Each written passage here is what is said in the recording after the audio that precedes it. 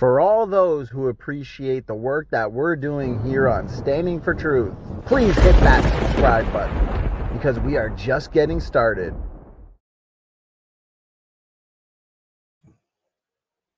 Okay, looks like we are live today on Standing for Truth. I know it's kind of odd that I'm going live so early as compared to the usual late night with SFT. So we're changing things up for today. Good to see everybody bright and early.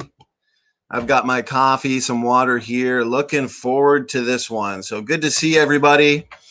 George Jetson, $5 super chat. Thank you so much for the support.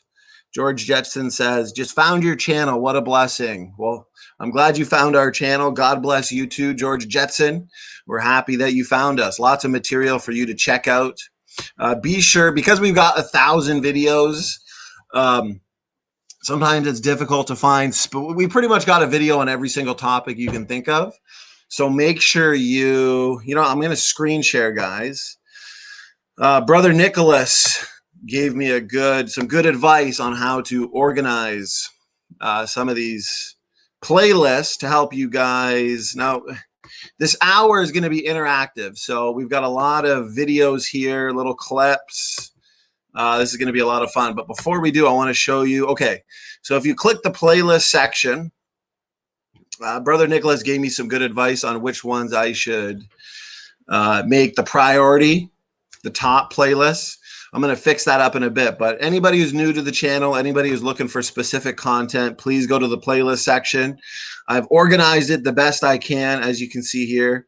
New Debunking the Critic series is going to be the most up-to-date videos debunking these critics, these scoffers. You can go, if you want to watch my specific debates from 2020, go to my 2020 debates. I've had 24 this year so far. Full debate since I've started 86. Check that out. All the interviews we've hosted here, much must-watch interviews, and you'll find videos on every topic: debunking dating methods, heat problem, refuting good old Joshua Swamidass, debunking the fossil record, debunking our good friend Gutsick Gibbon.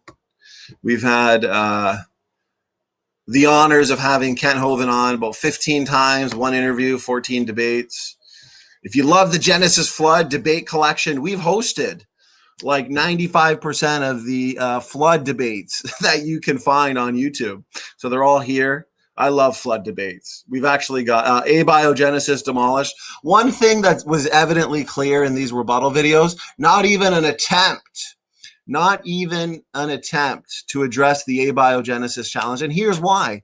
Because they know when they do, for one, they can't refute our videos with Brother Salvador Cordova, Dr. Ryan Hayes, Dr. Rob Stadler, Dr. Jonathan Sarfati.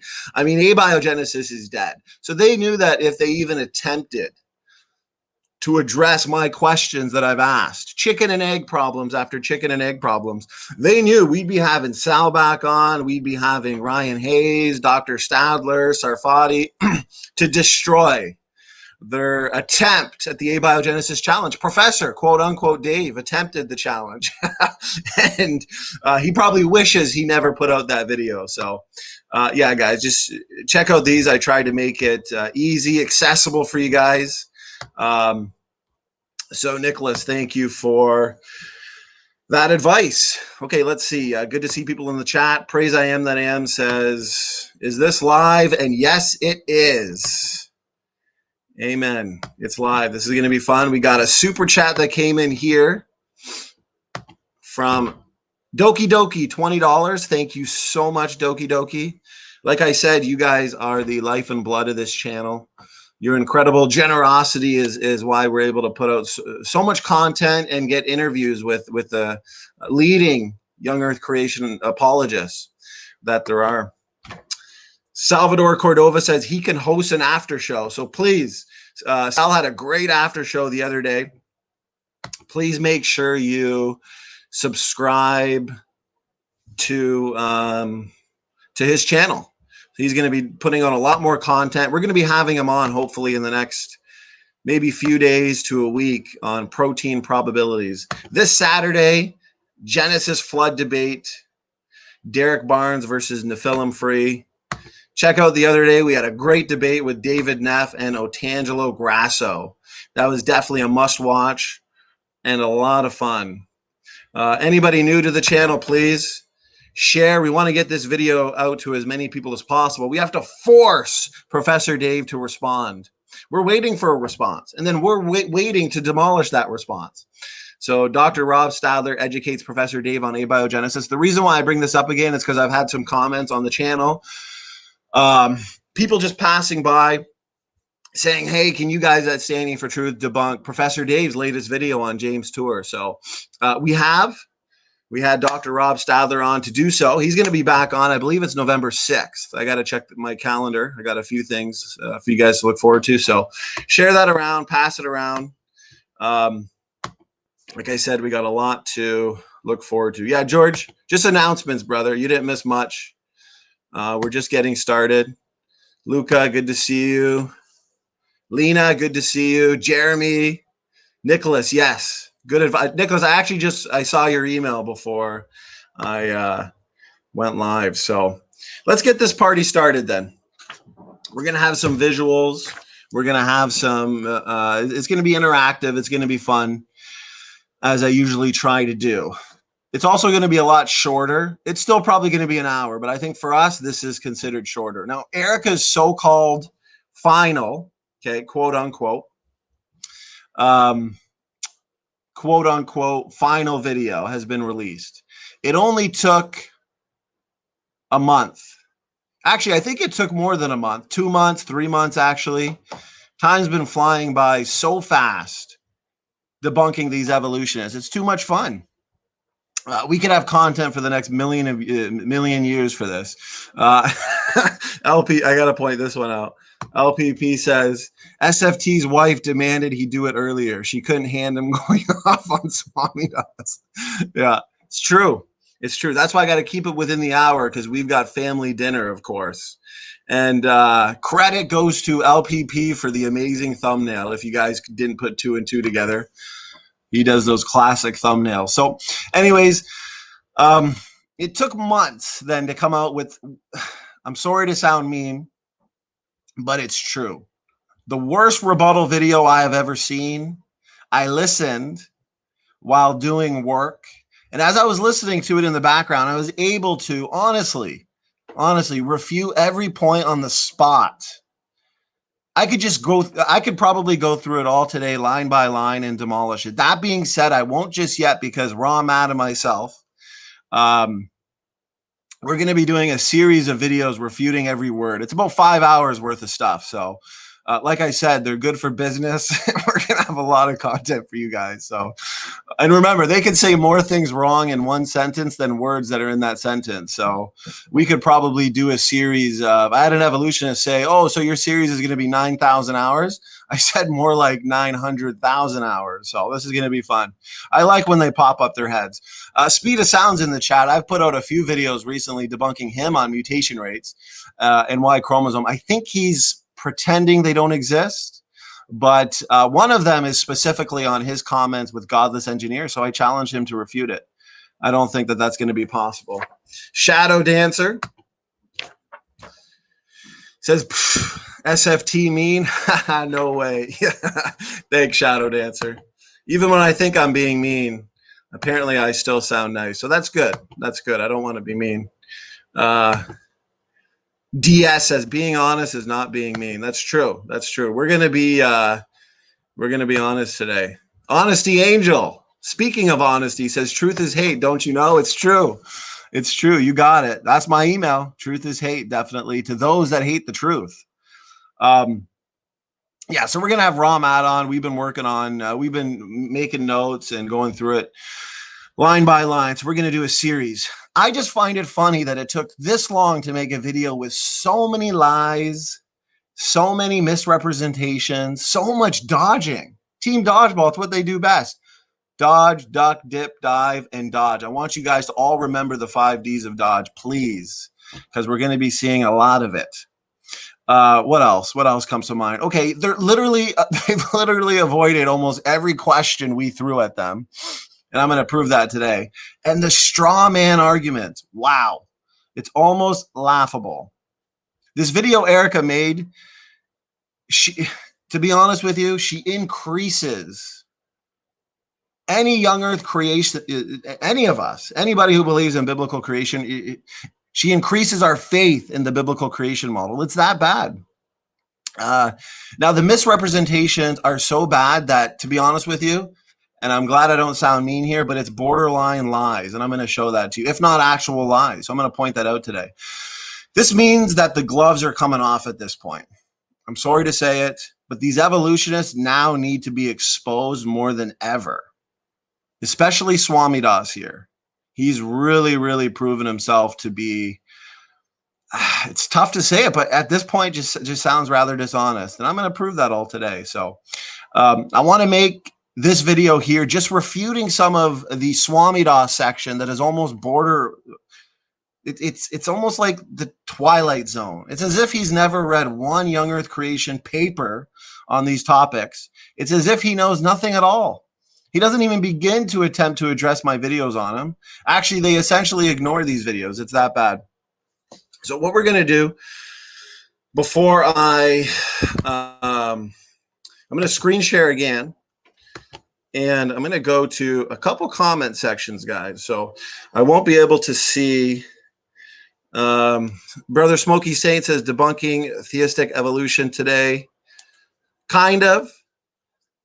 More so naturalistic evolution arguments, but yeah, so let's see this. Lena Powell says, wasn't Parsons' paper peer-reviewed? Yeah, actually, I got a response from Parsons. Raw Matt and I did, and you guys are going to love it. I'm going to screen share his response, and you're going to see that his evidence is sound. Shadow Dancer, I think she's going live tonight too, so definitely check her out if you haven't yet. Please subscribe. So good to see everybody in the chat. I'm now going to screen share a few things. I won't be able to look at the chat for just a couple minutes, but let's go to some comment sections.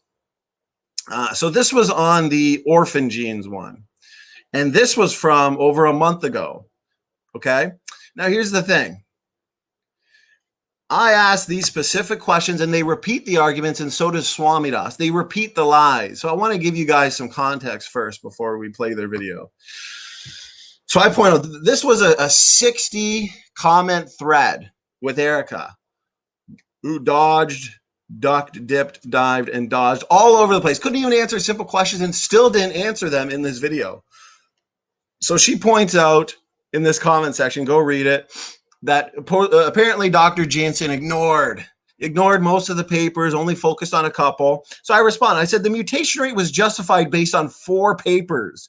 And I'm going to prove this from Jensen's own mouth, since they're incapable of reading his actual papers. Carmen A.L., 2015. Zoo A.L., 2015, Iceland paper, 2017, Moretti. I point out dozens, hundreds of other pedigree-based papers do not exist. I challenged her to show me them, and she didn't. And then Swamidass, you're going to see, makes the same argument. Remember, they just parrot the same arguments. So at this point, I'm sorry. It's utter dishonesty, and we're going to deal with it. We're going to show you it from the horse's mouth. So I say this is precisely why Gutsick doesn't give references for them. And I'm not taking her out of context either, because you'll see she didn't respond to this. And it took her months to so-called respond, but not actually respond. So I point out hundreds of Y chromosome studies probably exist, but they don't test the mutation rate. Let me highlight that. They don't test the mutation rate. Remember this when you watch Swamidass. I'm going to show his video. This is why Erica needs to stop copying arguments from other people who don't know how to be honest. Damage Control Dan, Evograd, etc. Erica should really address this major error. Maybe she will now that I'm going to be pointing this out. I'm going to be pretty much rubbing it in her face. She should either provide the references or explain why the mutation rate studies used support young earth creation. Here, right here. In regard to the dyad versus triad, they're still going to use the same argument. You'll see this. Remember, this is from a month ago I refuted this. Dr. Jensen even notices that these sad skeptics share notes and nearly copy each other word for word, which is seen in the language Erica employs about using Control F.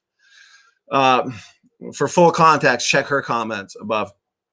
Of course, you won't find somatic in the first paper because Dr. Jensen explains he didn't deal with it in the first paper, and instead, he wrote an entire second paper dealing with this very issue. Dr. Jensen's second paper has to do with confirmed predictions that he's made on the Y chromosome. But in this video, they still say that these predictions are made, but not being tested, just made. That is more proof they haven't read the paper that goes over the testing of the predictions. Dr. Gibbon has an active research program on this, on detecting signatures in the Y chromosome and mitochondrial DNA regarding his predictions. Dishonesty. I can understand it from Erica, but Swamidass professes Christianity, so that's the problem here. Okay, so let's keep reading. And it comes down very strongly on the side of young earth biblical creation and the biblical creation model. It's not surprising. Okay, so here. Over here. So then she provides two papers that they're going to talk about. Now remember, dozens of papers they say he ignored. Then she provides two and still misrepresents. So I address those exact papers. I say, Erica copying Evograd and Swamidass again. Go run to them for an answer to this. We have Balanovsky. Answer me this, I say. Remember, over a month ago, couldn't even answer it simply in a comment section. Why do you, this is what I say here, why do you think this is relevant to the whole Y chromosome tree? Example, where does this group of men fit on the whole tree? You're not going to get an answer to this in the video. Because remember, what does Team Dodgeball do best? What does Team Dodgeball do best? They dodge, they duck, they dip, they dive, and they dodge. And I even tried to help her. Look at this. Let me help you. Remember, her excuse for taking months to put out a video was we've put out so much content and it's going to take her a while to respond to it all, and then didn't respond to any of it. But remember, it's a psychological game, right? She's been getting a lot of comments. Same with Dan. You can see the comment section. Their own side, the evolutionists, are calling them out for not responding, for losing the war. They even admitted that they're losing the debates, which is true. They're losing the debates. I showed the clip the other day. Check out the Y chromosome video that I made debunking Tony Reed. I showed in that video where I specifically pressed the Y chromosome issue to Erica in our first debate. And she had no response. She had no answer, which is fine. You can't be a master at every topic. But given the topic of that debate, by definition, she lost that debate, unfortunately for her. Which you can't know every answer, but there's certain questions that are so detrimental to your position that if you don't have an answer to it, this is why they completely avoided the abiogenesis challenge. Completely avoided it. They have no answer. So I tried to help. I said, let me help you. You will have trouble answering because the paper has two contradictory trees in it, making it nearly impossible to answer the question. Once someone from your anti-science camp can resolve the tree question, it's likely that we'll find the branches are unusually short, as the G1 branches are in the 1,000 Genomes Project. One of the trees in the Balanovsky, this is all me, paper also shows the branches to be short. The other one doesn't, hence the contradiction. I confirmed all this with Dr. Gibbon as well, to make sure that this is all correct. So just to throw that out there, it's been corroborated. Short branches imply mutational slowdown, which would make it almost irrelevant to the mutation rate for the overall tree. So boom, her one of two papers out of so-called dozens that they say. And you're going to see Swamidass repeats this. No answer to that. Second, Scully. Let's deal with that one, 2016. So I provide the paper.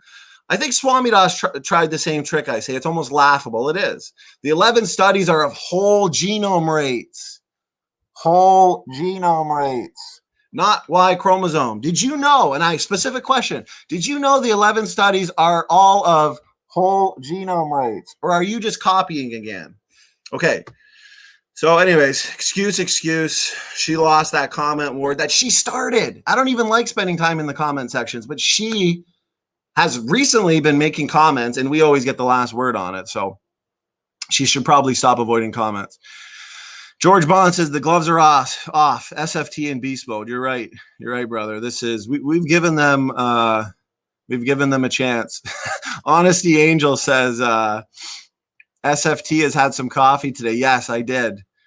This is me earlier. This is me streaming early, so maybe I sound hyper. George Jetson says, wow, Parsons as in the Parsons paper. I hope Dan, oh yeah, you guys are going to love it. I'm going to screen share it. He gave me an amazing response. We'll see if speed of sound of gravity can finally address anything. Speed, go debunk that video I put out against you on the mitochondrial DNA phylogenetic tree. He's pretending it's not out there, hoping people don't see. Okay, now, here's the thing. If it didn't get any worse for her, this is another video I made. Maybe a week later, I'm not even sure. So this was another one I made. And I even pinned the comment, the same thing. Have a look at this, guys. Make sure you can see the screen. Just let me know. I did the same thing, same questions. Address this just to make sure she addresses it. And she didn't. Okay. So let's get into their video. Okay, guys, make sure the audio is good. Let me see. I got a lot of tabs open. I think it's freezing. Just one sec. Okay. So make sure, yeah, let me know if the audio is good. I'm going to look on my phone, make sure the chat's good. I'm going to play it right now. We're going to break this part down, okay? Christian Peasant says, you know what would be a good debate? SFT versus inspiring philosophy. I'd pay money for that. I've asked him to debate the science of universal ancestry, but he doesn't want to. Guys, watch Dr. James Tour. Dr. James Tour is a warrior, destroys naturalism. He just had an interview with Dr. John Sanford, who somebody like IP would reject as being pseudoscience or something. That was a phenomenal interview. In my opinion, Dr. James Tour and Dr. John Sanford, they destroyed naturalistic evolution. You can't hold to universal common ancestry after watching that interview.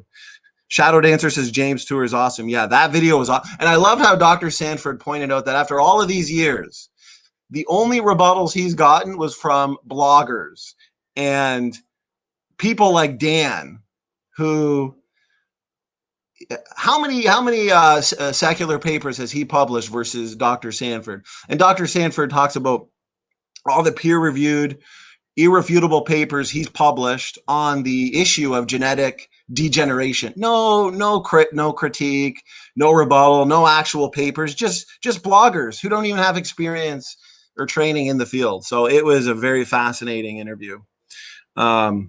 Please check that out. So good to see everybody. So I'm going to start playing this. I'll watch the chat. Sometimes I notice when I play these videos, screen share, they get a little echoey, but let's see here. I'm going to point out actually, right off the bat, you're going to notice that Swamidass is shown to not be taken seriously, okay? He knows almost nothing. I'm sorry if I sound mean, but I've given them the chance. He almost ignored my entire genetic diversity video that was over 2 hours long from, I think, a week ago, where I really exposed. I'm confident that that video is irrefutable. He needs to come out and correct himself on genetic diversity. And then Dr. Carter put out a video just the other day on genetic diversity. He needs to correct himself or start reading the literature if he wants to scoff at it. Now, he's speaking outside of his field, and it is incredibly evident. I mean, you cannot make this stuff up. Anybody who has even read over Dr. Jensen's work, even briefly, okay, even briefly, because I know a lot of it's technical and long, but even briefly, Swamidass clearly has not, which is why Jensen would never waste his time with Swamidass. And which is why Strawman Swamidass would never publish in the AIG journal. Because if I can easily refute him like this, Jensen would annihilate him. Okay? And the offer's up there. Go do it, Dr. Stefan Frello. Make yourself accountable. Publish your critique in the AIG journal, and Jensen will respond like he always does. But he doesn't want to be held accountable. Swamidass was in an interview a week ago, and I asked a question. I said, why won't you? If you want to keep scoffing at Dr. Jensen's work, why don't you just go ahead and publish your rebuttal? He spent so much time in his blog. Surely take one day, submit your objections, and then watch how Jensen systematically tears them apart. And his answer, he completely dodged it, as you'll see. He even dodges Erica's questions here. Completely dodged it, said, well, I've messaged, aka harassed Dr. Jensen on Facebook. Yeah, you know how many messages I'm sure he gets on Facebook? Be a man and go submit your critique. You're not gonna, though. And this video proves it. Okay, so you're gonna see here that although Jensen makes it clear that he has used at least 4 mutation rate studies, as I've shown earlier in that comment section on the Y chromosome, and the so-called numerous studies, as I shown when in the context, Swamidass alludes to and says exists. So he uses the same argument Erica did. And this is because Erica got it from Swamidass. He is not aware they are void of mutation rates. And I am going to cover this in great detail right now. Okay. The more Swamidass and the more Gutsick Gibbon open their mouths, the worse it gets for them. It's bad. It's really, really bad. So let's start it now.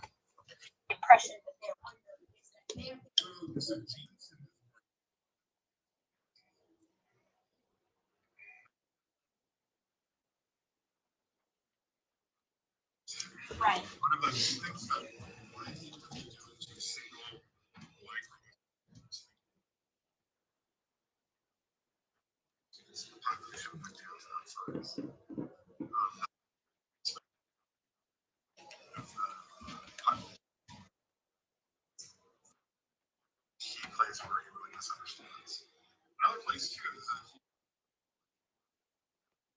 Okay. So this is where now we have spent so much time. I mean, we have videos where we go hours and hours into every single mutation rate study. They completely ignored the mitochondrial DNA phylogenetic tree analyses that I not only presented in my Todd debate, Todd, Mr. I'm not falling for that trap and answering one single question, as well as all my rebuttal videos. And I know it was redundant, but it's so important to show them. They can't address the actual data.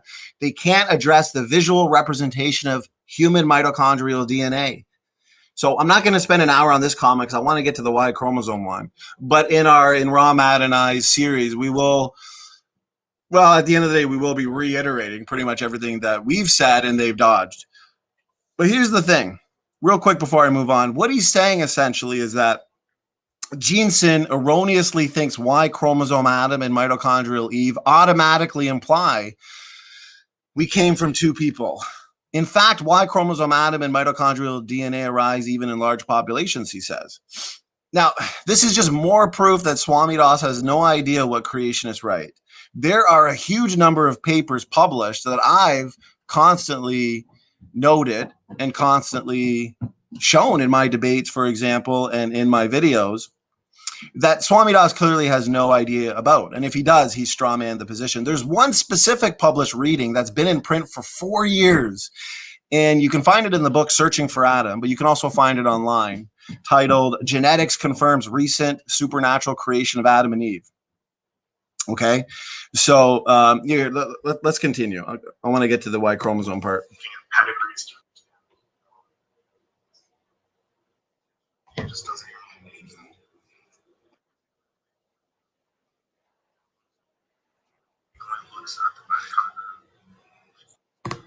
Okay, so once again, he just glosses over the fact that there are numerous reasons why we focus as a differentiating line of evidence on the uniparentally inherited DNA, the non-recombining DNA, like the Y chromosome and the mitochondrial DNA. That is because we can make head-to-head predictions, because both creationists and evolutionists agree that DNA differences in the uniparentally inherited DNA are the result of mutations. They don't want to go head-to-head with us on predictions.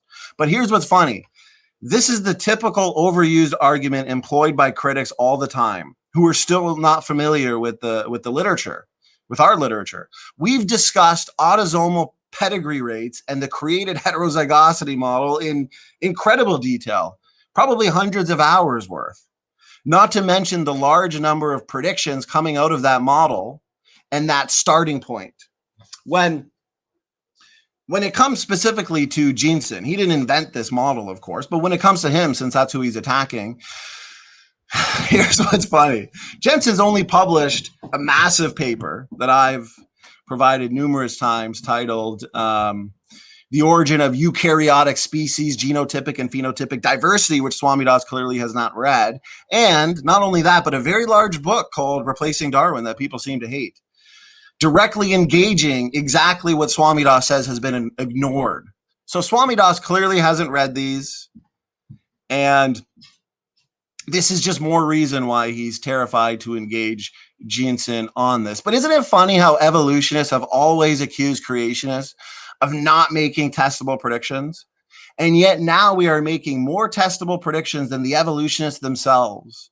And they are terrified to engage the predictions, such as Swamidass here. Predictions are in print.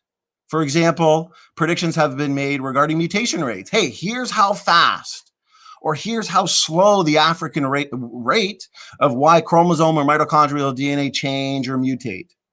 Guess what? Certain rates have not been measured. Go ahead, Swamidass, make a prediction. I dare you.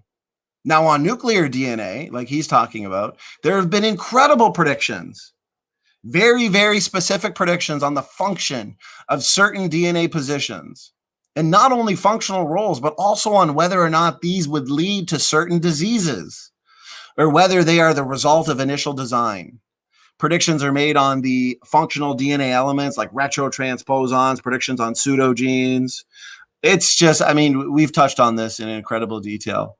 Come on, Swamidass. Instead of straw manning, give us your predictions instead of, like I said, straw manning. So let's keep going. Let's keep going. I'm just going to briefly go over these, make my comments. We're going to get to the juicy part soon.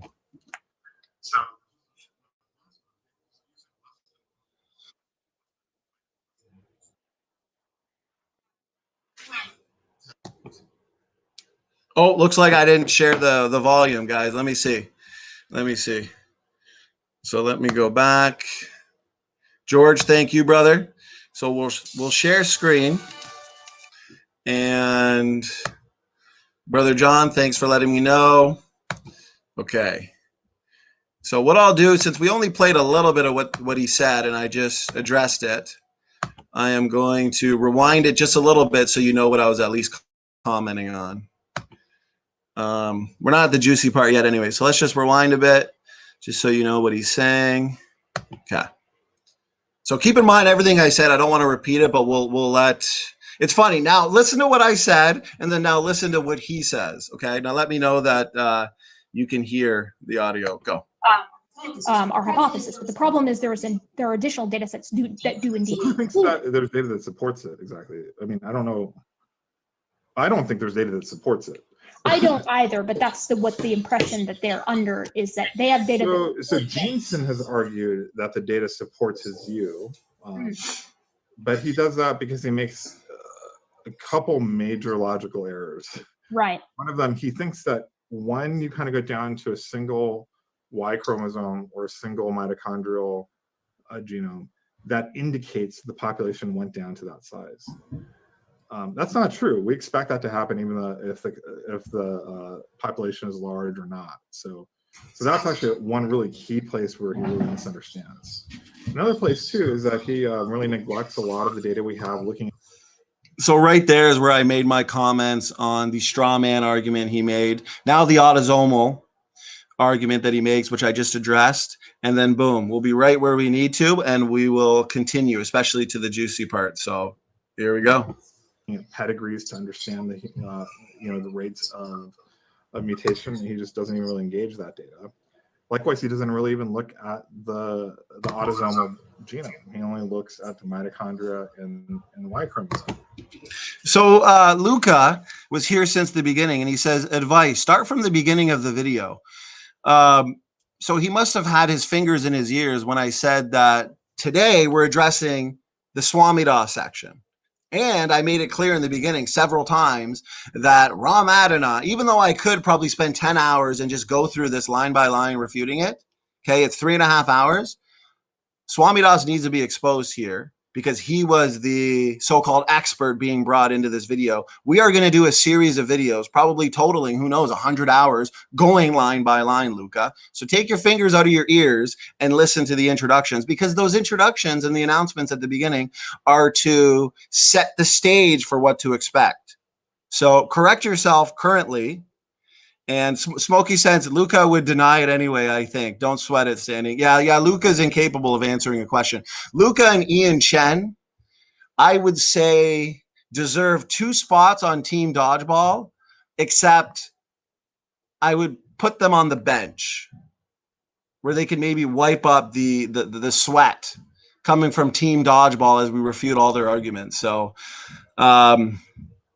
brother Salvador said after show link. Yeah, so check his after show. So yeah, let's keep going here. We're gonna get to the juicy part. So there's just an immense amount of data. He's using less than 2%. I think might even be less than 1% of the genome's data. Right. To do this, and he's using mutation rates that are just far higher than we actually observe in people today. Right, and he's justifying that by using paper. Okay, so this is gonna be good, guys. You guys are gonna like this. I'm gonna screen share T.J. Parsons from the Parsons paper. His response, it's hilarious, guys. Okay, where he got the fast rate. But I want to point out first that this is so ridiculous what Swamidass is saying. Okay, he's supposed to be their best, the expert. We've dealt with this in such incredible detail that it's embarrassing that Erica actually kept this in, because Swamidass is saying, you know, ginseng's using mutation rates that are far higher than what we actually observe in people today. Well, we already know that mitochondrial DNA mutates fast. Okay, a lot faster than evolutionists ever expected. And every time I give that demonstration on the mitochondrial DNA phylogenetic tree, there's not a lot of mutations. Okay, you see mutations in populations over time. There's not a lot. There's only a few mutations separating any person on this planet from the mitochondrial Eve consensus sequence. How do evolutionists explain that? Okay, the amount of unrealistic mutation rates and substitution rates, for example, that they would have to invoke will not result in testable predictions because it's called a rescue device. But I want to point out the fact that ginseng, for example, his paper is based on what? Published pedigree rates. From where? From the evolutionary literature. I mean, you can't even make this stuff up. Go look at ginseng's paper titled Evidence for Human Y Chromosome Molecular Clock. Check out his mitochondrial DNA clock studies. He gets these from the evolutionary literature. For sake of time, I'm not going to do it now, but in our full rebuttal video, I'll reiterate the mitochondrial DNA phylogenetic tree that they don't even respond to in this video because they can't. Erica tries to say that ginseng doesn't root his tree. Doesn't root his tree? Ginseng makes it clear he roots his tree on the L node based on one of Noah's 3 daughters-in-law, and testable predictions flow from that. I dare you to ask for the logic behind where the evolutionists root their tree. You'll see how circular and pathetic it is. So not only is her argument bad, it's dishonest to just say he didn't root the tree. It's ridiculous. Dr. Dan, the pseudoscience man, tried to rebut that in the comment section.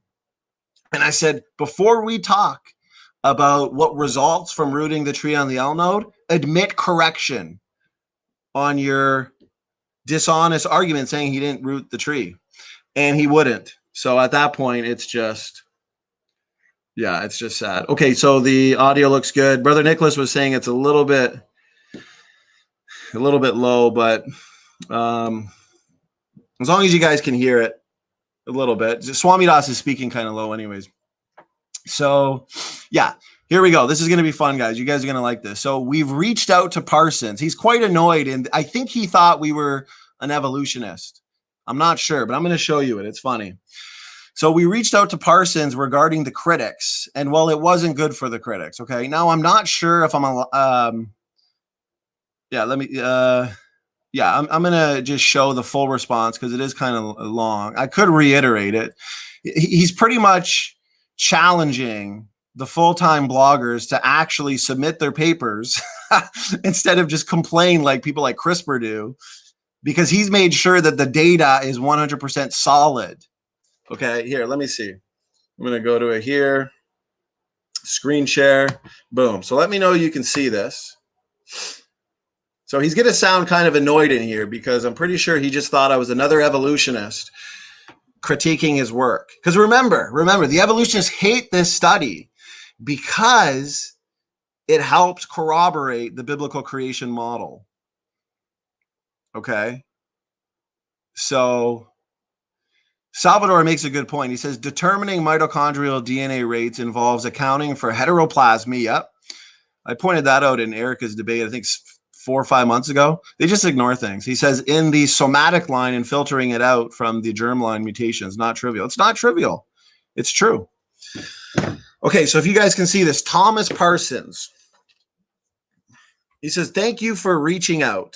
Notice this. He says, I have zero interest in dealing with this redundant argument again, because the critics, right, constantly Let me see if I can zoom in. Here, let's see if I can expand it a little bit for you guys. But I'm going to read it. Don't worry. The text is tiny, but I'll read it.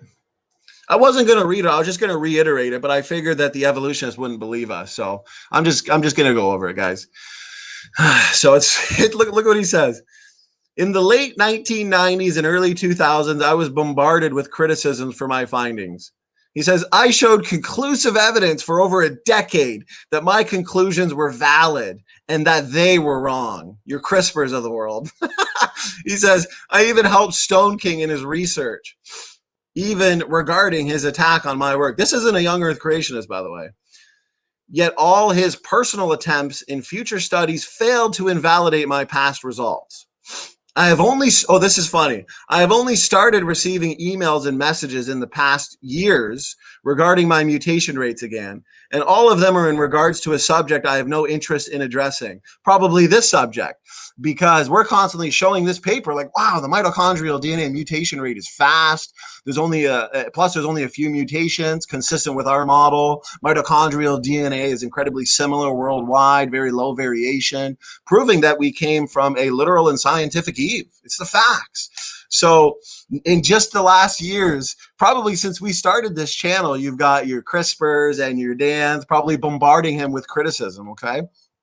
So this is too funny. Let me keep reading. So he says, yet all his personal attempts to future studies failed to invalidate my past results. This is about Stone King, who they always bring up. I have actual work to do rather than pander to more useless critics online. Isn't that all we get? Just like with Jensen, how he says, you know, publish your rebuttal in the peer-reviewed research journal. And then they'll say, oh, AIG is not really a peer-reviewed journal. Okay, fine. Write your critique, Dan, the pseudoscience man, or Swamidass, and just say that in your critique then. And said, I'm sending in these rebuttals. I don't believe this is actually a reputable journal. Who cares? Just put it. You think you can prove them wrong so bad. Hold yourself accountable. Their excuses are ridiculous. So he says, I've already rendered all the criticisms and arguments they have brought up as useless over a decade ago. So I clearly am not interested in doing it all over again. And now for the next generation, using the same arguments. With the evolutionists, you have to use this. They ask the same questions, use the same arguments. You answer them. You know, Erica tries to say that Standing doesn't answer my questions. I've answered all her questions sufficiently. She hasn't answered mine. But remember, they can't tap out. They got to look good in front of their audience and say they haven't answered the questions. They didn't even try to attempt to solve the abiogenesis challenge that I've been providing. Let me see. It's kind of a wall of text, so let's make sure. Okay, this is funny. The critics cannot figure out how to search the archives and find my rebuttals. If they think my work is invalid, then please tell them to go into the field and prove me wrong.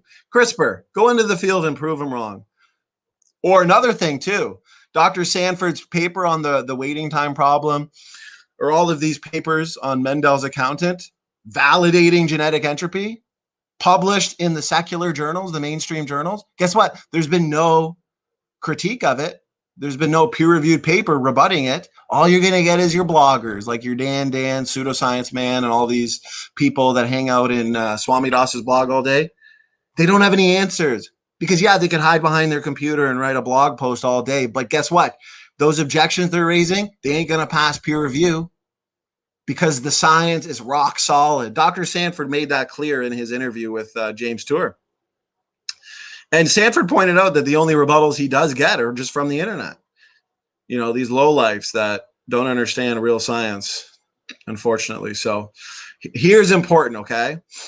He says, if they think my work is invalid, then please tell them to go into the field and prove me wrong. They won't, he says. They haven't. They can't. And I'll tell you why.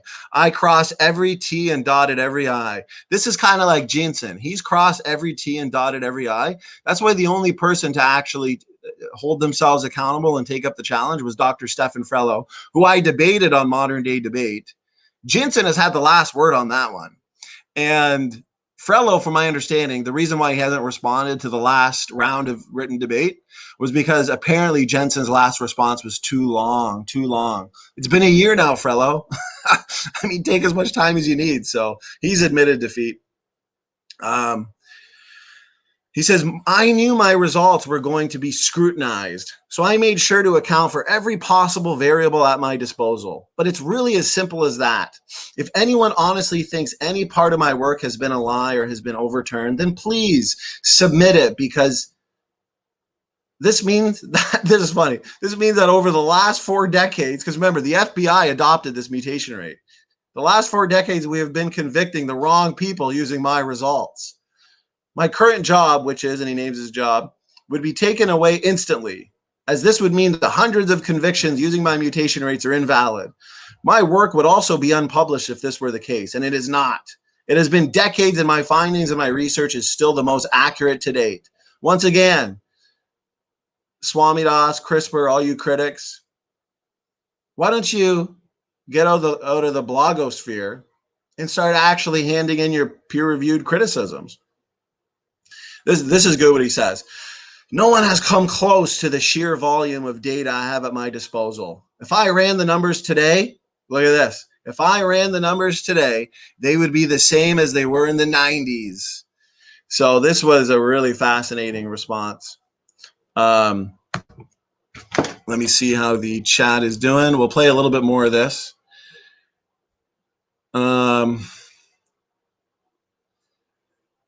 Godzilla Freak says standing will be spending an hour on each minute at this rate. Yeah. So here's more proof. Speed of Sound says Mendel's accountant has some serious issues. Yeah. Somebody made that comment in the Dr. Sanford interview. Go look at the response from, I'm not sure who it was. Somebody that works for Dr. Sanford destroyed the comment. Hey, Speed, go publish your peer-reviewed paper rebutting it, because no, it hasn't been scrutinized, and no, there are no problems. So yeah, I mean, Speed of Sound at this point, we like him, nice guy, but he's pretty well worthless. Can't address anything. I mean, Speed of Sound thought Todd was going to be the savior. if Todd was smart, he wouldn't show his face ever again. Yeah, lots of comments here. So thanks for being here, guys. Speed of Sound, more complaints in one ear and out the other. Go publish your peer-reviewed rebuttal. You know what? I wasn't going to do it, but later on I'm going to show you Dr. Carter made it clear that these have all been resolved. The numbers are there. They can go do it themselves. The people that criticize Mendel's accountant have no clue what Mendel's accountant even is and what it does. I mean, you can set any number of parameters. You can set realistic parameters or unrealistic ones, and they've set the most realistic ones possible, and it's validated in every way, shape, and form. Genetic entropy. Ridiculous. So yeah, I thought you guys would want to see the Parsons reply, because they're always critiquing it. Fact is, mitochondrial DNA mutation rates are fast, and there's only a few mutations. Okay, they have to invoke a mutation rate that's like 20 times slower than what we actually observe. All right, let's keep going. Whose multiple different mutation rates that they acquired, he's almost picked the one that works for his model and kind of put the blinders on. How he reasons to those rates. Swamidass doesn't know. So Swamidass is saying here that how he reasons to those rates is a different issue. He doesn't even know. He doesn't even know that these rates are in the evolutionary literature. Okay. Let's keep going. It's a different question. I would just say that he just ignored. I mean, like we were just discussing a Y chromosome. To show you how little Speed of Sound knows, okay, he made a few comments in terms of damage control and the Y chromosome dissimilarity between chimpanzees and humans on the after show with Todd. And luckily, I was planning a full Another Evolutionist Bites the Dust video against Tony Reed on that exact issue. So go watch that video from a couple days ago where I go into the Y chromosome paper. I break it down for an hour and a half, show why their rescue devices don't make any sense. There's some observations we should see if their rescue devices were actually the case, and they won't answer them. Erica didn't. Speed won't. His work on Y chromosome recently came out. Okay, so here's what I wanted to get to, guys. The Y chromosome. This is the fatal blow for Swam. This should prove that Swamidass should not be taken seriously. Okay, here we go. And he claims that there's only been 2 published studies that look at the Y chromosome mutation rate. I forgot. So right off the bat, remember the context at the beginning? Swamidass just said that there's only 2. Right off the bat, we showed that there's 4. He looked at 2 low quality, 2 high quality. So right off the bat, he's already lying. Okay, this is what I wanted to get to. Like I said, we are going to spend hours and hours in our future series going through every minute, every sentence of this video. That being the case, it would have taken me a while to get to this part. If you see it's at the 2.5 hour mark, the genetics part, which is the most important. So this is important to expose. And they already dodged everything anyways. As you can see, we're just going to have to reiterate everything on mutation rates and created heterozygosity. I want to point this out to Team Dodgeball. We have incredible endurance, okay? And I promise you guys who support this channel, we will be getting the last word. They will tap out. So Swamidass here proves he's I don't know. It's dishonest is what it is. He said, there's only been 2 published studies on the Y chromosome mutation rates. This is what he just said. This guy has never even bothered to look at Jensen's paper clearly. He goes through 4. And we already addressed that in the comment sections from a month ago that Erica didn't even answer. So why did she not correct him here? Let's keep going.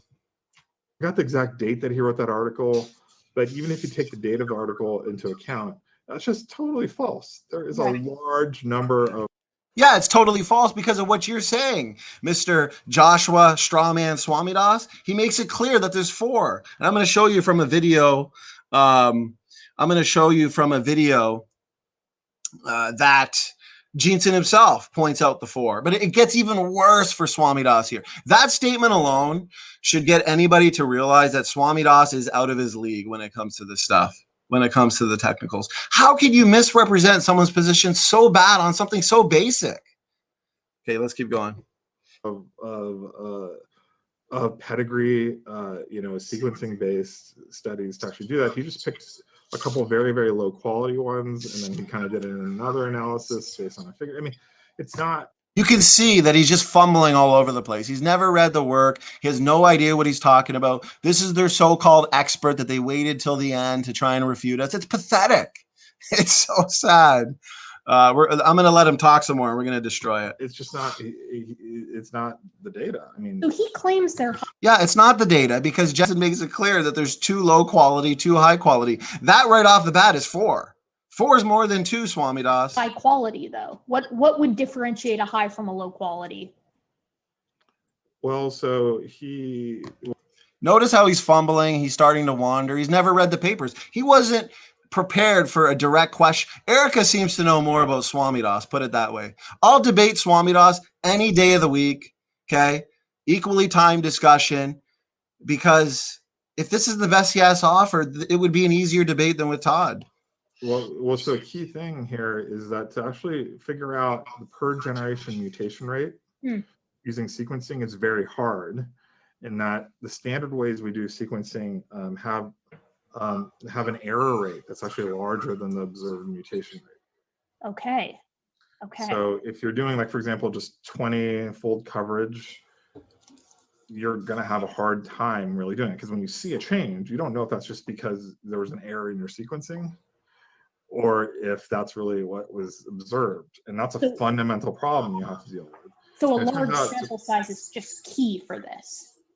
Yeah, well, you got to get a coverage. You got to basically sequence it. So coverage is how many times you actually sequence each part of it. Exactly, Smokey. Smokey says, Swamidass, where is your paper defeating a peer? You pontificate with God haters. Isn't it funny how they pontificate with the God haters?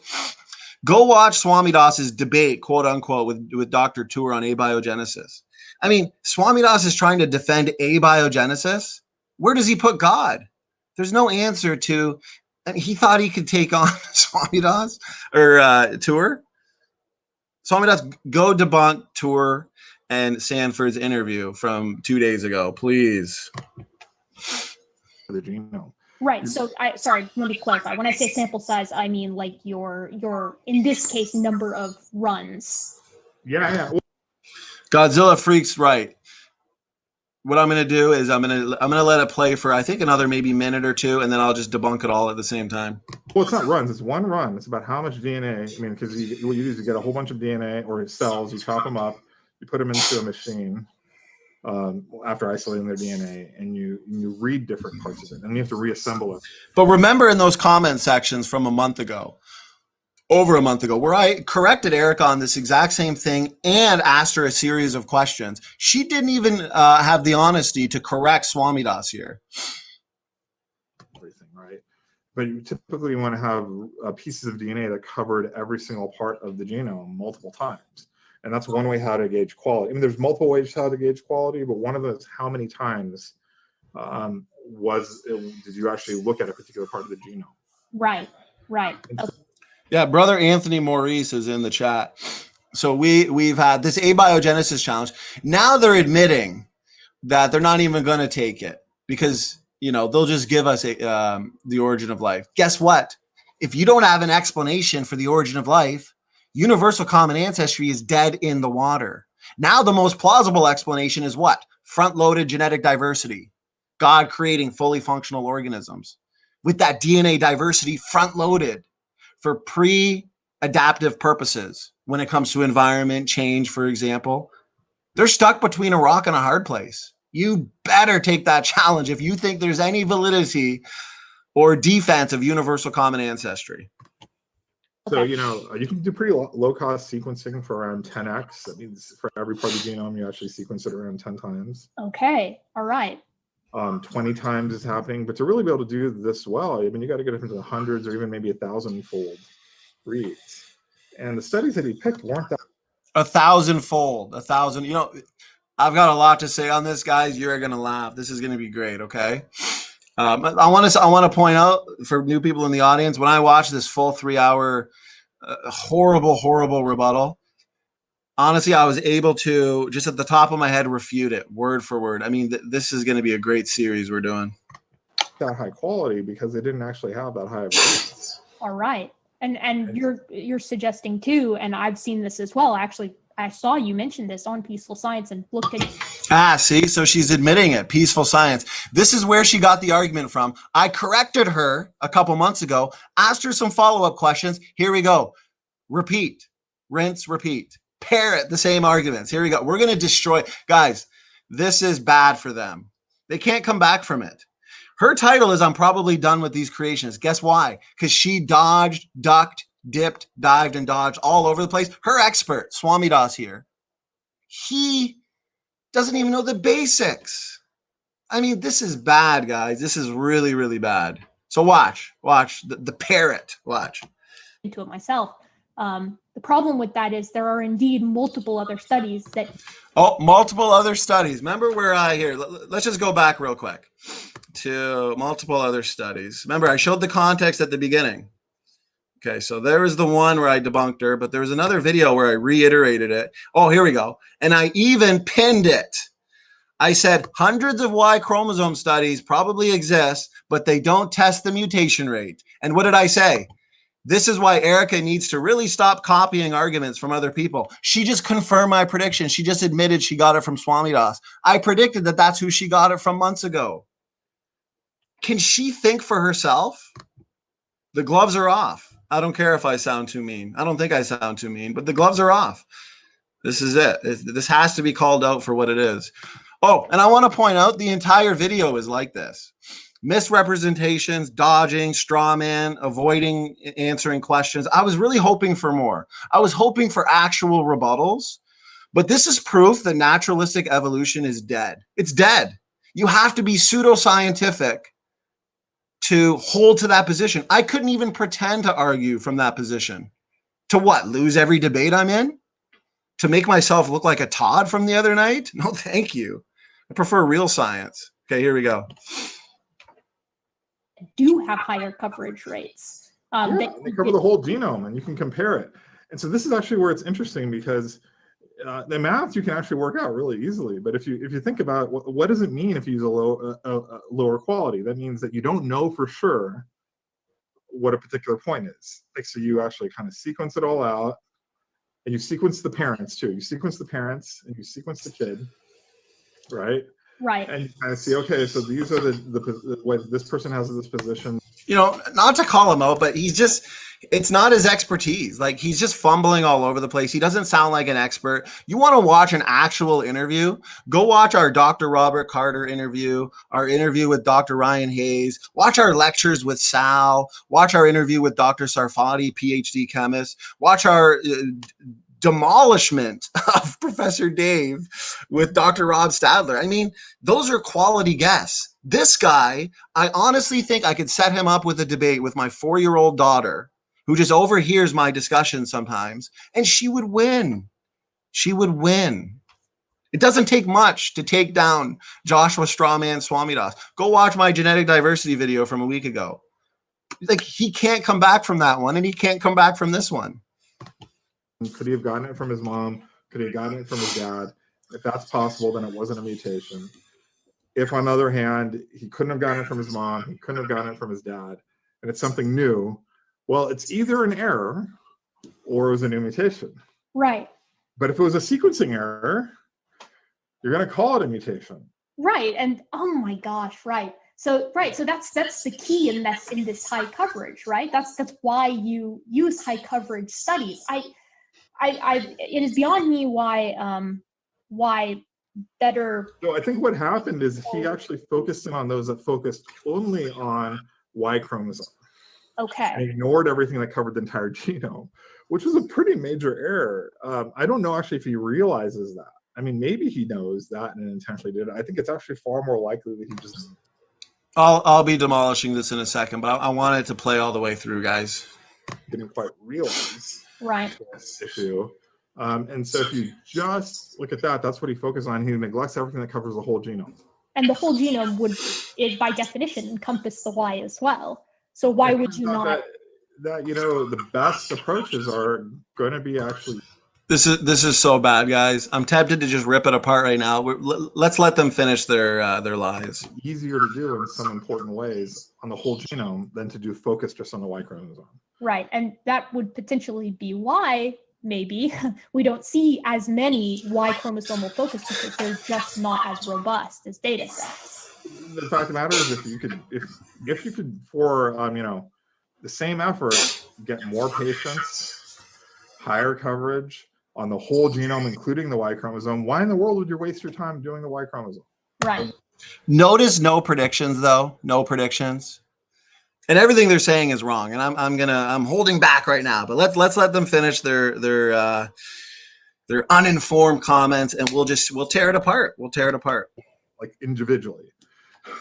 Yeah, that really does that seems odd to me as a methodology. Well, but so part of what was going on is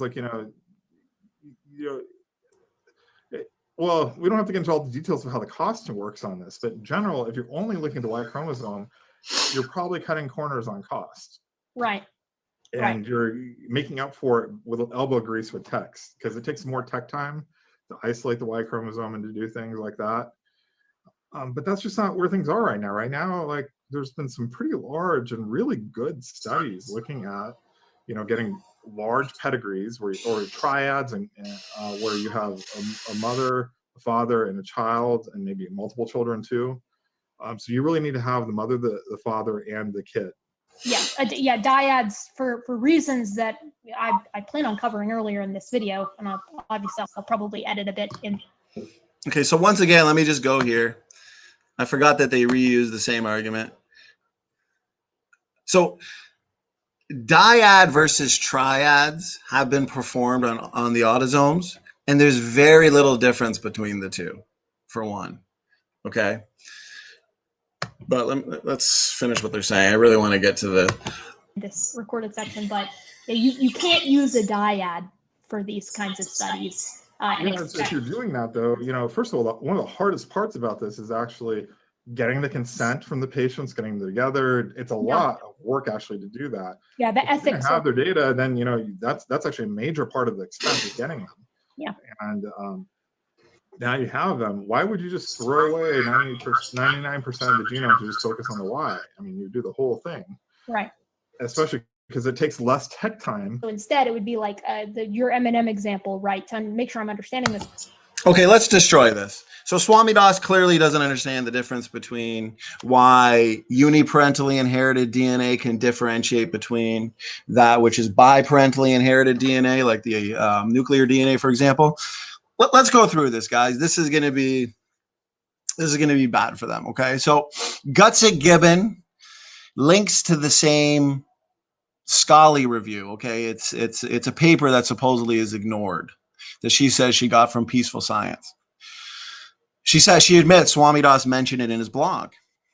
I've asked Swamidass numerous questions in his blog. He hasn't answered any of them. It's really laughable, but also really, really sad at the same time when you look at the references, okay, the Scully references. And please do, guys. I've pointed this out to Gutsick Dodgeball Gibbon in how many previous videos and comments. I've just spent the first half an hour going over those comments and questions from months ago. Let me iterate it again. And I actually confirmed this with Jensen himself to make sure I was correct, okay? So critics, you need better arguments, please. You won't find Y chromosome pedigree rates. You find autosomal ones. Why? Because the Y chromosome, Swamidass, is very difficult to sequence. Why isn't Swamidass aware of this? I know Gutsick is, because she knows almost nothing other than I know why Gutsick Gibbon doesn't know this, because she knows very little other than a few things about bones found in the dirt and low quality, low confidence science, which, by the way, I've debunked her on, and her responses to that have been laughable and desperate as well. So the Y chromosome, though, okay, guys, it's full of repetitive and heterochromatic DNA. It also shares similarity with the X chromosome. Now, there's a paper. Check out the paper titled Posnick al. 2017. It can be found in Nature Genetics, okay? It's 1,000 genomes data. But they wrote a whole separate paper on what? The Y chromosome, what we're talking about here. Because why? It's so hard to analyze. This is a fact. In other words, guys, there's a reason why so few pedigree-based Y chromosome mutation rates exist, okay?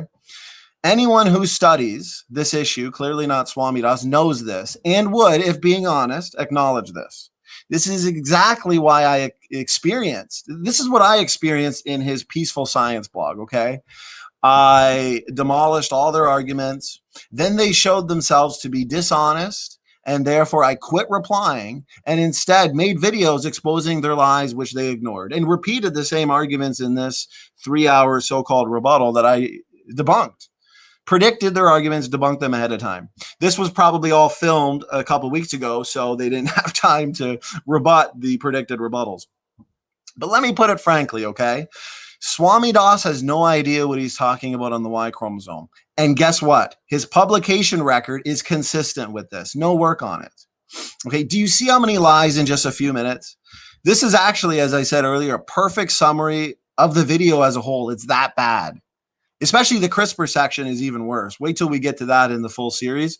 Anybody who just got here, go back and rewatch the Parsons reply that we got, challenging them to critique his work in peer-reviewed data. I better check the chat real quick, make sure audio and everything is good. Good to see everybody is having fun. Atheists in the chat. No rebuttals, I see, as usual. The other night, go watch the video from the other night. We had Atheist Jr. here, who nice guy. Nice guy. We got no problem with him personally. We're probably going to be setting up a debate with him, with Bill Morgan. But he brought forth a couple arguments, and it was just recycled arguments. I called him out, and it wasn't looking good for him. So let's see here. We're going to have to. Okay, there we go. So check out that paper. Okay, now here's the thing. This part is hilarious, proving again Swamidass knows nothing, okay? Gutsick Gibbon, you saw him ask a question that comes directly from the Jensen paper, as if she's even read it. Now, we know she hasn't. And if she did, she almost understood probably nothing. It's about high quality versus low quality sequences, as they were talking about earlier. Now, you've seen Swamidass. He gave a wandering answer about sequencing coverage, claiming that you need 1,000-fold to be sure. And I paused it there for you guys to see. Now, I don't think he could come up with a single 1,000-fold mutation rate study if his life depended on it. And I challenge him to. Only the mitochondrial DNA has achieved 1,000-fold coverage in the vast majority of studies. Because why? It's so small. Okay, the mitochondrial DNA compartment is very small. Now, high quality by many studies is what? It's 30 times. Just look at the major commercial sequencing companies, guys, okay? Again, Swamidass seems out of his league here. Then he claims that Jensen picked 2 low-quality studies. Again, Dr. Jensen went through 4, 2 high and 2 low. That alone should disqualify Swamidass from being a critic on anything. Can't even get the basics right. I showed that the low quality gave evolutionary mutation rates. The high quality fit the young Earth creation time frame, the biblical creation time frame. I've showed this many times in my videos, in my rebuttals, in my questions to them that they've dodged. Jensen showed this in his papers.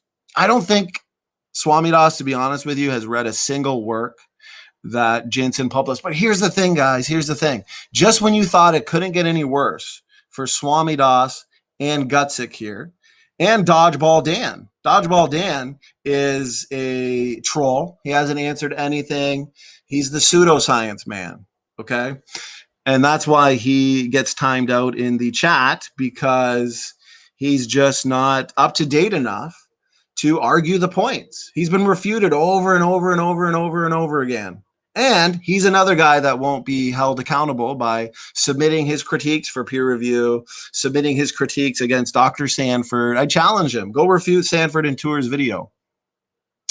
Okay, so here's the thing. Just when you thought it couldn't get any worse for Swamidass and Gutsick Gibbon, okay, Swamidass, in that little part there, he elaborates on Jensen's supposed missing of pedigree rates, saying that Jensen ignored every study that covered the entire genome. Okay, that's what we just heard. Again, if he just read the literature, Jensen has pointed out you don't just extract a Y chromosome rate by looking at the whole genome rate. Let me say that again, since this was their main argument. You don't just extract a Y chromosome rate by looking at the whole genome rate. And I'll tell you why. It's because of the amount of repetitive and heterochromatic DNA on the Y chromosome. Extracting Y chromosome sequence from, say, a WGS study is labor intensive. You'll notice that Swamidass never points to the place in these WGS papers that reveals the Y chromosome rate. It's pretty obvious, guys, that Swamidass has never tried to extract the rate himself, and neither has Pseudoscience Dan. And the second Pseudoscience Dan starts providing arguments again, Atheist Junior, and not just trolls, okay, then maybe we will untime him out and unblock him. But the guy has proven himself to be worthless. Worthless. The guy has no rebuttals. The guy has no arguments. I mean, it's bad. It's bad. So you keep timing out Dan, the pseudoscience man, Ramat. I like it.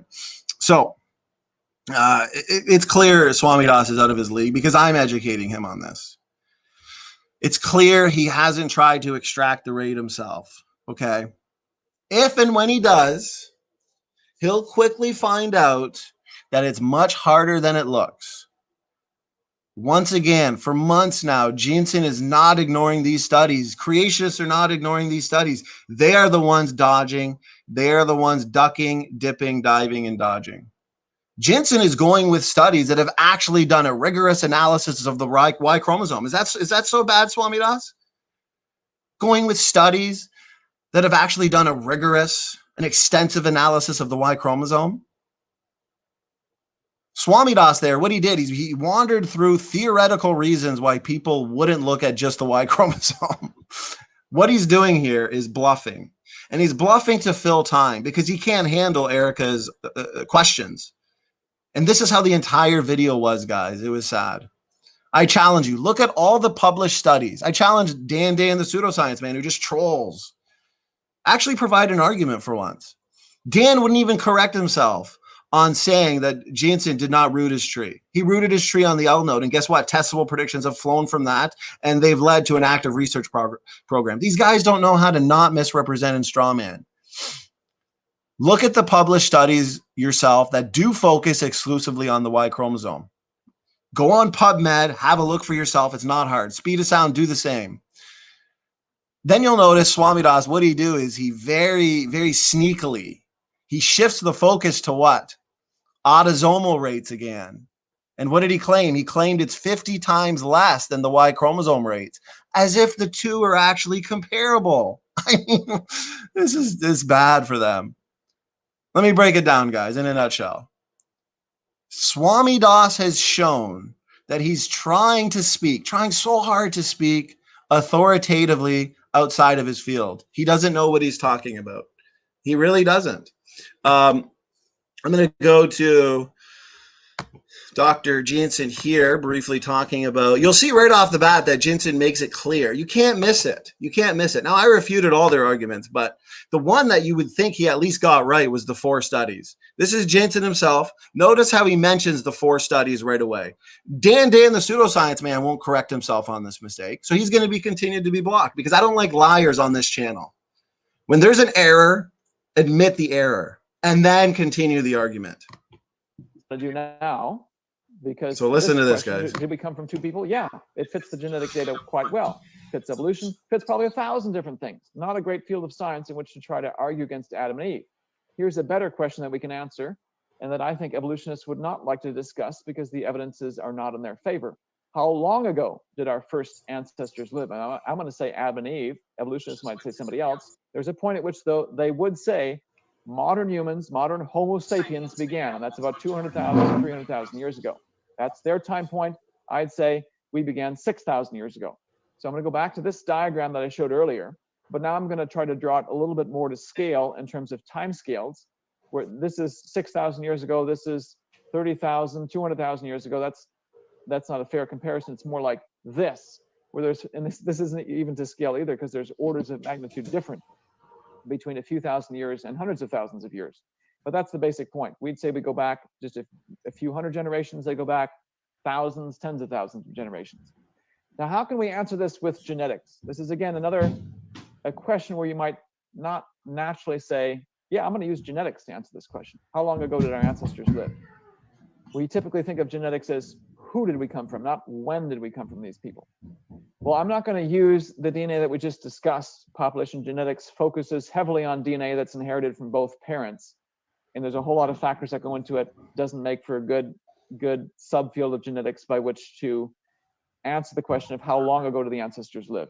There's a technical reason for that. I'm not going to go into it for sake of time and to keep the discussion simple.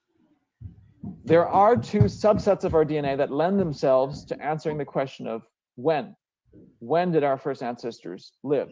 And that's DNA that's inherited through mom only, and DNA that's inherited through dad only. The stuff through mom is called mitochondrial DNA. It's just a tiny fraction of our DNA, less than 1%. There's a cell biology basis for how it comes about being inherited. You can look it up. I'm not going to go into it just for sake of time. My point is, this is inherited from mom, and it's inherited in our fallen, sinful, cursed world imperfectly. Over time, as mothers pass it on to daughters, they pass it on to sons as well, but I don't pass it on. My wife passes on her mitochondrial DNA, so that lineage stops with me.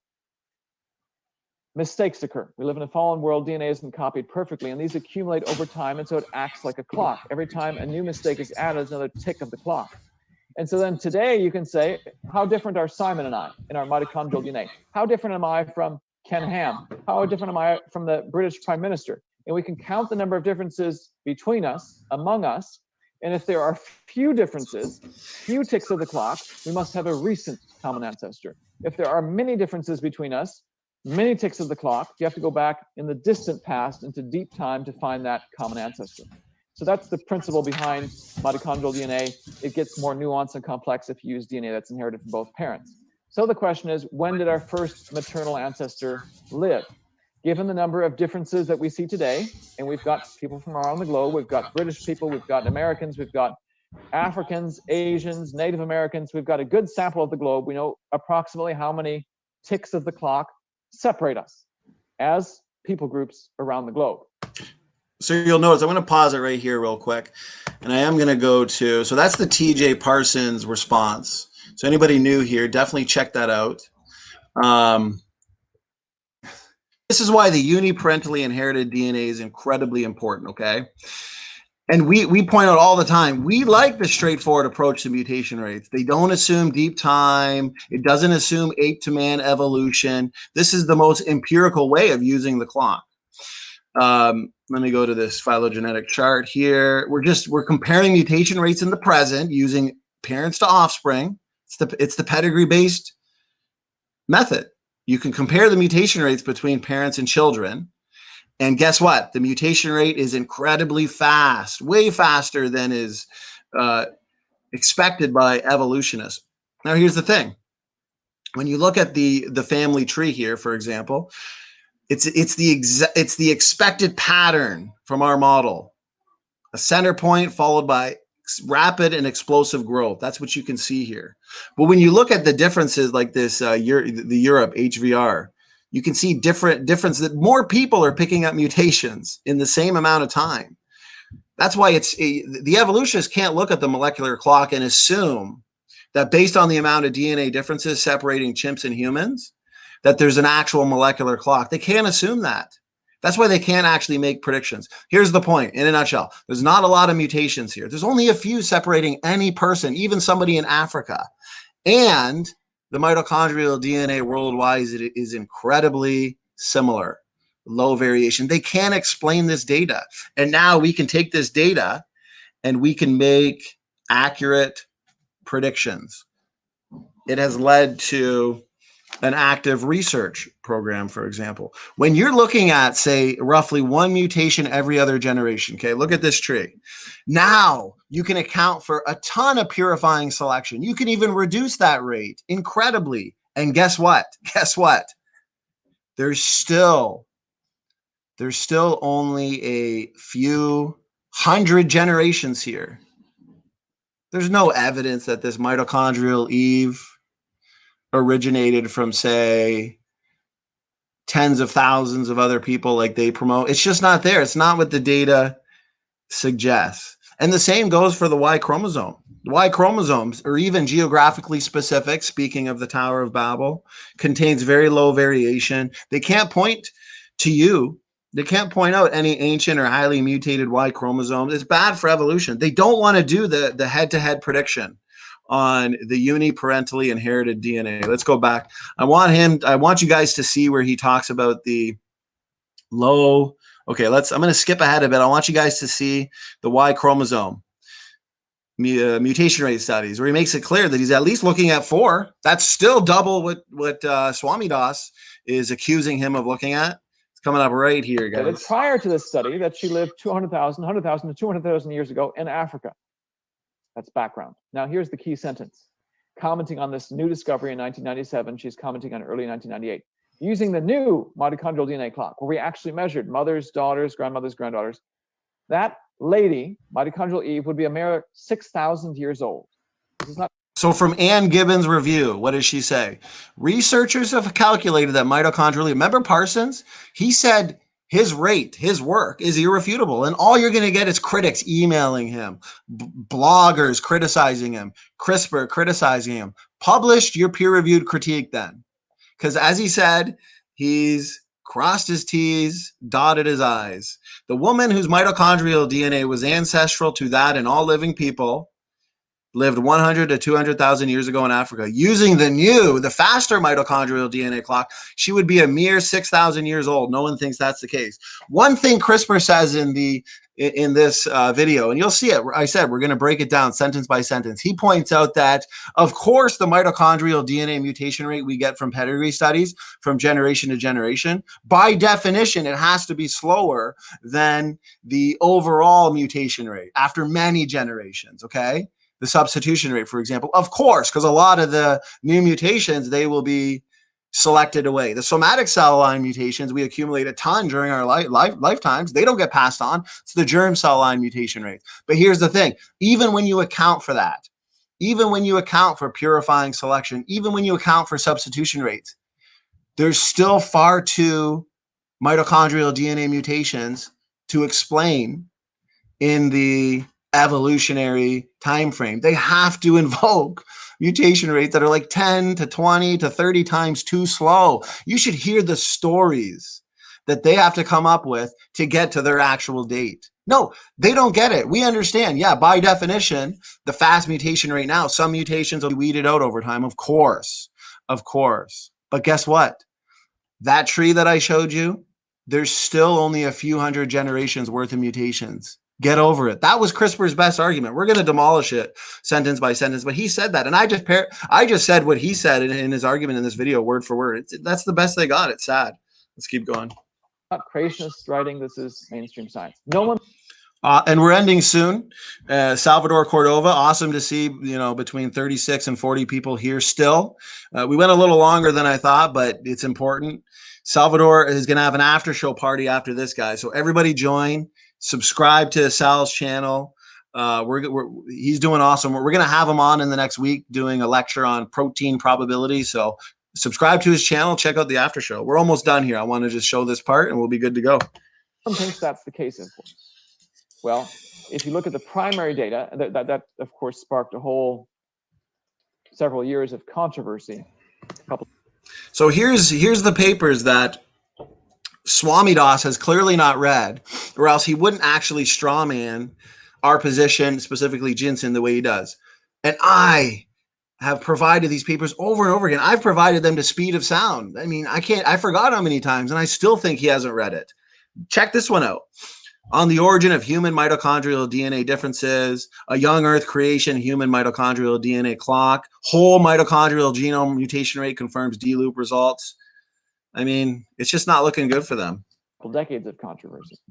If you look at the results of... Salvador says protein probabilities talk Sunday or Monday. Perfect, brother. We've got the NEFF debate, NEFF versus Derrick Barnes on the Flood Saturday, and then I'd be happy to schedule you either Sunday or Monday. Come out since that initial publication, they're consistent. I've published on this myself, taking the raw data from the evolutionary literature, and what you find is that initial conclusion is unchanged. Based on the mitochondrial DNA clock, when did our first maternal ancestor live? 6,000 years ago. Fits what the Bible says. No wonder people aren't talking about this as much. Okay, so here's the Y chromosome. Okay, notice right off the bat, Swamidass is wrong. So that's DNA that's inherited from mom. That's one side of the equation. You can do a similar sort of calculation for DNA that's inherited from dad. In this case, it's not that ladies and men both have this DNA. It's that only males have it, only males pass it on. It's the Y chromosome. Females are XX. Right, your females pass on the mitochondrial DNA, that's uniparentally inherited DNA, and now the Y chromosome, the same thing. We can agree with the evolutionists that what we're looking at in terms of DNA differences is mutations. Let's do a head-to-head prediction. They want to straw man by bringing up the autosomes, by bringing up the nuclear DNA, which is best explained as created heterozygosity. They're the ones that assume all DNA differences are the result of mutations over time. It's not possible. It's not what the data best explains it as. X, males are XY. I've got my Y chromosome from my dad. My wife is XX. My 3 boys have their Y chromosome from me. This represents about 1% of our DNA. So it's still a small fraction, not as small as mitochondrial DNA, but the same principle is at play. We live in a fallen, sinful, cursed world. The Y chromosome is not copied perfectly. Every so often there are mistakes that occur. These are like ticks of the clock. And every time mistakes are added, another tick of the clock happens. So I can compare my Y chromosome to Simon's, to Ken Ham's, to the British Prime Minister, to Donald Trump, to anyone, and say, okay, how many differences separate us? And this is where you can look at those DNA differences in terms of a phylogenetic tree.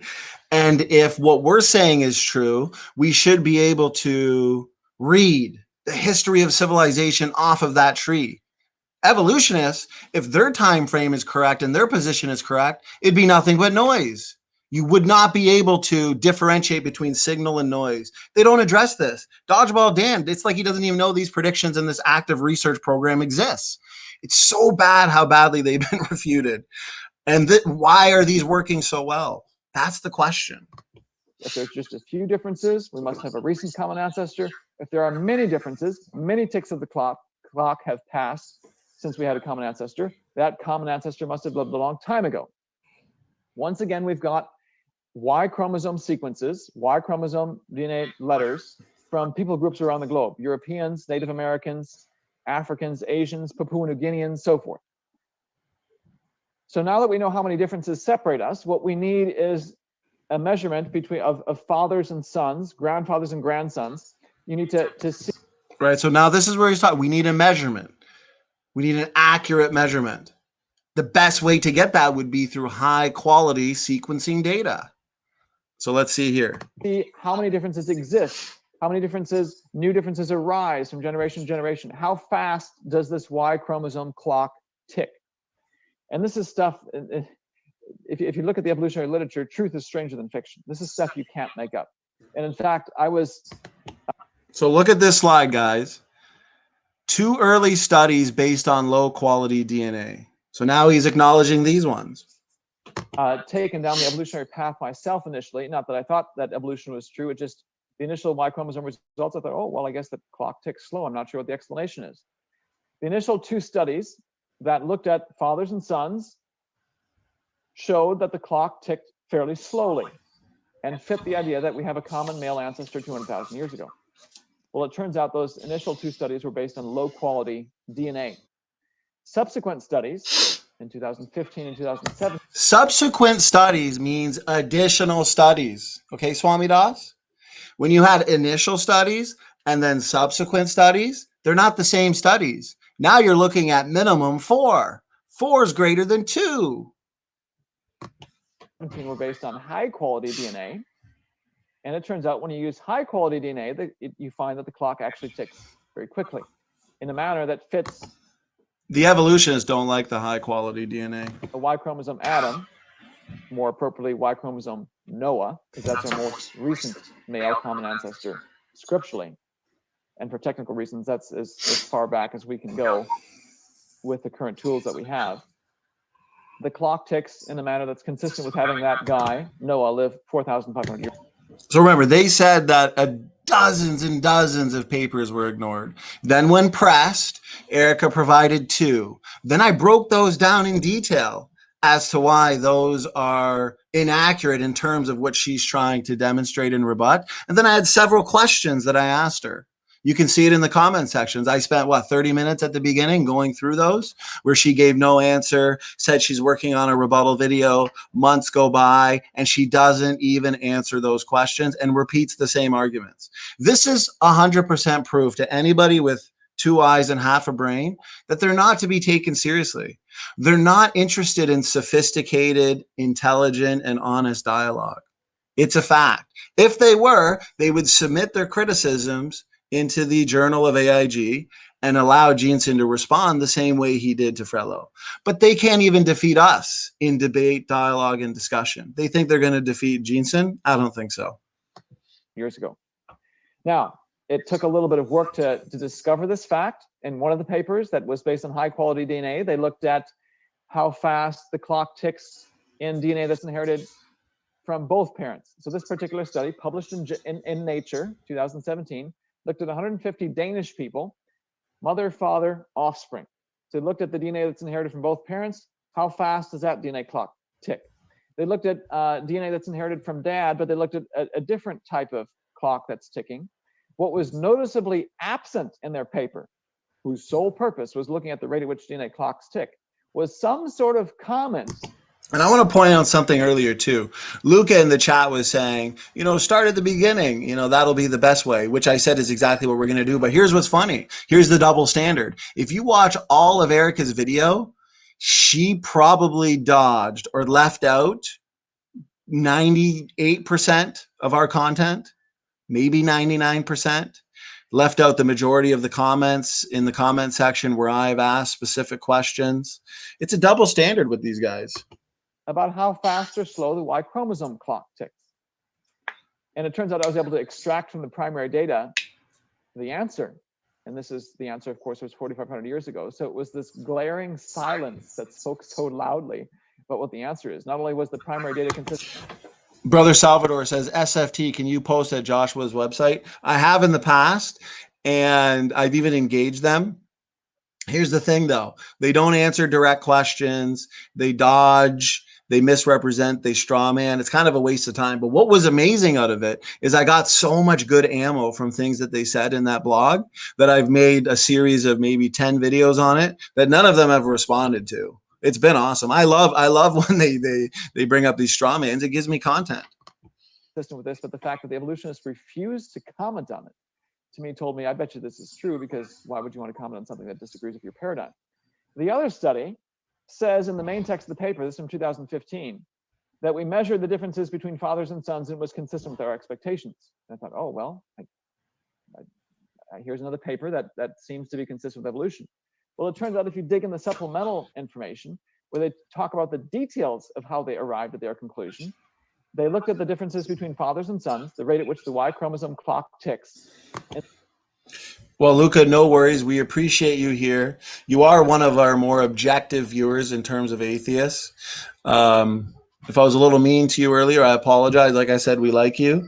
But still, after months of them saying they're going to come out with a thorough rebuttal and they really just ignore most of it, there's no excuse for that. But I promise you, we will be going through their 3-hour video sentence by sentence. We will. It's going to be a great series. It might take us a month, but we'll do it. As you can tell, this was an hour and a half at least on what, 10 minutes? And the clock ticks in a manner consistent with 4,500 years ago. But that wasn't where the researchers stopped. They said, we know from these other low quality DNA studies, also from the timescale of evolution, that must be wrong. So they literally filtered out data that was contrary to their conclusions and kept filtering until the data and the results align with their preconceived notions. You can't make this stuff up. That's literally in the literature. These people aren't stupid. They're just so ingrained in one way of thinking about the world, they can't even let contrary data alter that position. They'll filter it out until it. But I want to point out, Luca, that this was detrimental because this is a reflection of their entire video, straw manning, misrepresentations, and just straight out lies. You know, and supposedly this was Swamidass, their expert. So I'm going right to the so-called hardest part to debunk. And as you can see, it's incredibly easy. I wanted to go right to the hardest part.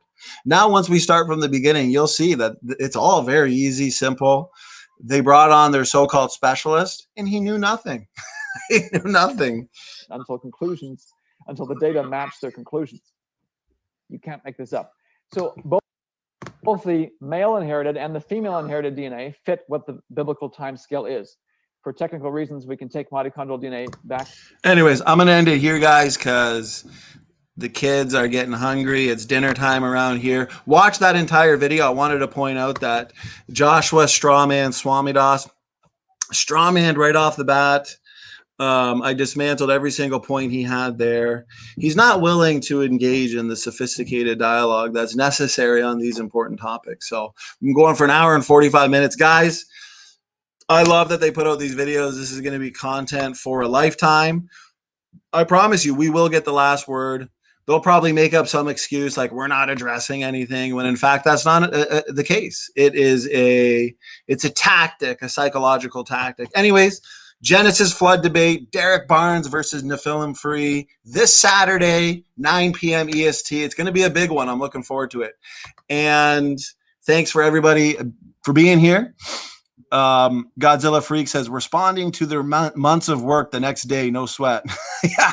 See, here's the thing, right? They take months to do it, but they're so easy to debunk, Godzilla Freak, that honestly, we're going to have some fun with it. It's not going to do, we're just going to do it right away, because when what they're saying is false, it doesn't take us months to prepare rebuttals. Okay. We can do it on the spot. This is why it's so hard to find a debate opponent these days.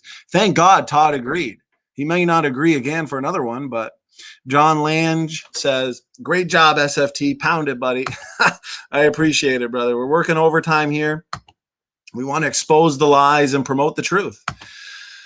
Mitchell, thank you so much. Like I said, we appreciate the support. You guys are really awesome. We want to put out content daily and set up the best interviews, debates, and discussions. So with your help, we're making this possible. Yeah, you guys are awesome. Thank you, Mitchell. And Salvador right here, after show. So click his link. I made a moderator, so you should be able to click it right from the chat. Nicholas says, just trust Messiah. Amen. Amen. Look to the Lord Jesus Christ. It's a free gift. So even to the atheists, it's, you know, don't be willingly ignorant, like the Bible says, because every time these atheists make a video, it is it's proof of what the Bible says about these guys being willingly ignorant. Dan the pseudo. Haven't you noticed that these are the ones that are the most invested, right? Gutsick Gibbon, Dan. I mean, these guys have spent how much money going through school, how much money, I mean, Dr. Dan's an evolutionary biologist. You think he's going to tap out and admit he's wrong? He's going to go to his dean or whatever and say, you know, I got to admit, everything I've been teaching about pine trees and whales being related, and they've ultimately descended from a single-celled like common ancestor, and that single-celled like common ancestor evolved through some abiogenesis process from non-living chemicals. You know, that's false. I've wasted my life. He's not going to do that. He's not going to do that. Brother Otangelo, I want to point out Otangelo did a great job in his debate the other night. Check that out. Otangelo is a warrior, man. I appreciate your hard work in bringing the gospel to the lost. Lena says that was excellent. God bless. I appreciate it. And brother Chris Keith, awesome work, he says. You know what bugs the heck out of them. Yeah, they're going to give up soon. I predict it. Godzilla Freak, this will be the last one, says, put Todd's debate on MDD and they'll think he won. Yeah, MDD is 99% atheist trolls that no matter how much you demolish the atheist, go in the comment section. It's all just what they call an echo chamber. Check out the comment sections on our debates versus the MDD's debates. And I love MDD. I love James. He's awesome. He's been an incredible help for me. And so I got nothing against him. But those atheists that bombard the comment section, they are all keyboard warriors. Everything said in a debate goes over their head anyways.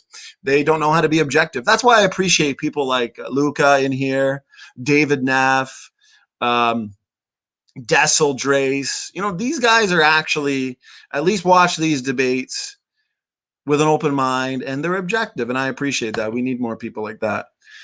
Damian Garcia, $10 super sticker. Thanks so much. You guys are awesome. You guys are too generous. You guys are too generous. We want to get the truth and the gospel out to as many people as possible. So stay tuned. We got a lot to look forward to. You guys, I can engage with you guys in the chat all day. You're too much fun. So God bless my brothers and sisters. Trust the Lord Jesus Christ. Go over to Brother Sal's channel for an after show. Subscribe as well. We're going to get him popular. He's the man. And he also puts the death blow to evolution. So anyways, guys, God bless, because standing for truth is out.